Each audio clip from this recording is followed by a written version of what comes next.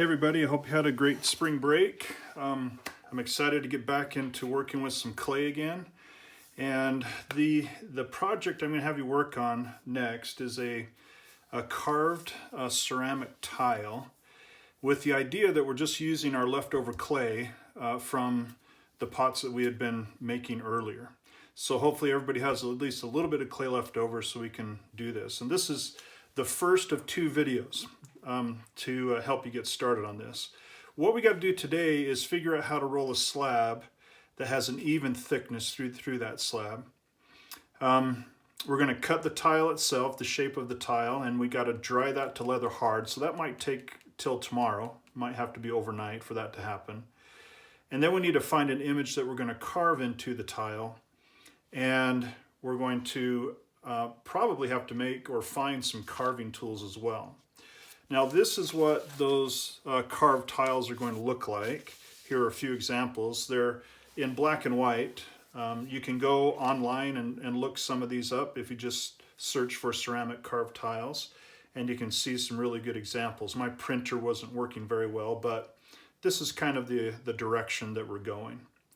So the first thing we need to do is figure out how we're going to how we're going to roll our slab.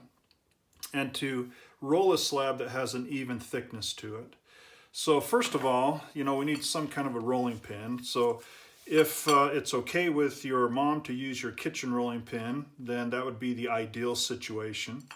However, if you go through your garage, I found this PVC pipe in my garage that's good for a rolling pin, or even a can of spray paint would work as a rolling pin as well.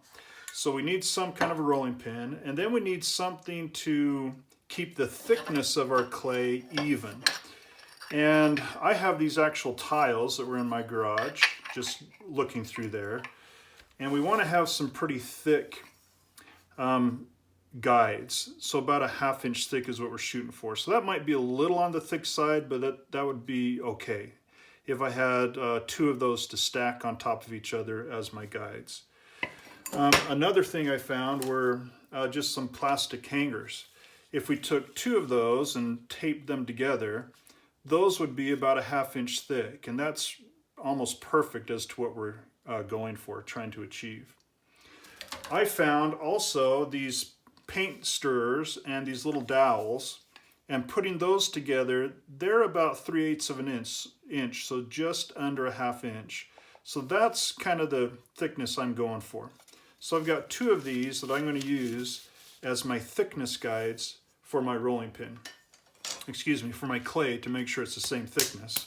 And I'm just going to use this rolling pin that I have here, just because I have it.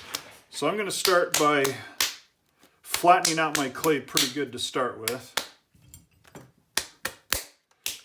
just so it takes less rolling.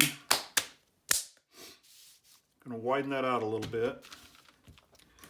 And then I'm just going to start to spread this out a little, kind of roll that back and forth. After each time I roll the clay, I'm going to flip it over and keep rolling it. If I don't flip it over after rolling, it will tend to stick to my newspaper, and I don't want that to happen. This is going to end up being much bigger than I thought. I have more clay left over than I was expecting. So we won't have to use all of this. But this way, using those thickness guides, I've got a nice even thickness through my tile, just like that. All right. The next thing I want to do is cut my tile to the size that I want it. And to do that, I need to have the image that I'm going to use for my tile design. And I just went online and found this image, fairly simple image that's black and white of this little finch. So I'm going to use that as my reference for the size of the tile.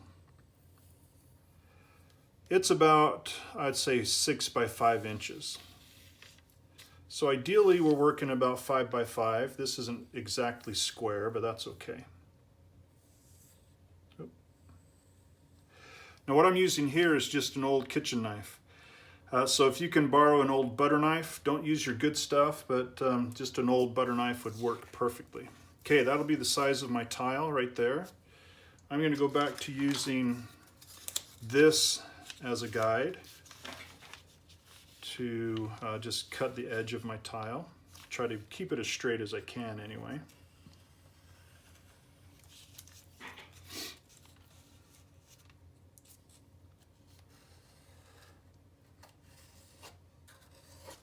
Then after we cut the tile, before we do anything else with it, we need to get it to the leather hard stage. And that just takes a little patience.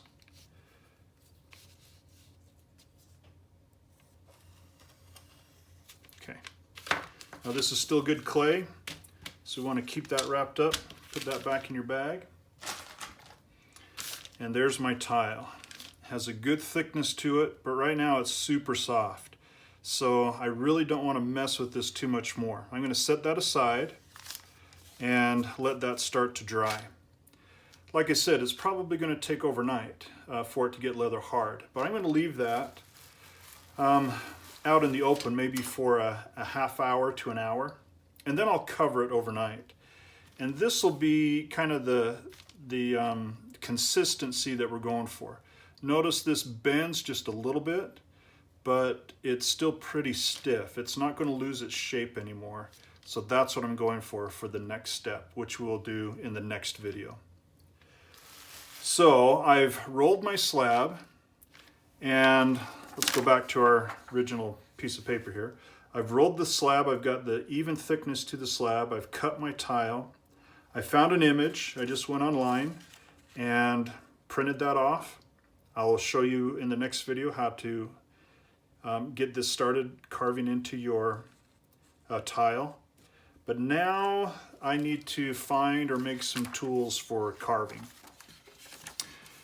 So ideally, if we were in the classroom, you would have one of these to do some carving with, or even some loop tools that are even smaller than that.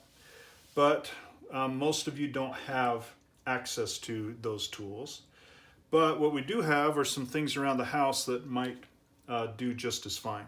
For example, I've got this little bobby pin. This bobby pin and the round part of that bobby pin will be really good for carving. And I can just use it in my hand to carve with, or like in this case, I can actually put it into the end of a pen. As you can see, this is just a big pen. And I took the back side of it off, stuck the bobby pin in there with a bunch of glue to create a little loop tool. So I'm going to do that again with this pen. I don't have, this pen was a little bit easier to use, but this is the only one I have around. So I'm going to use this pen, and to get the end of it off, I've actually got to use these pliers. And then I'm going to, in this case, use an even bigger bobby pin so I can get a bigger area to carve with. So I'm going to slide that down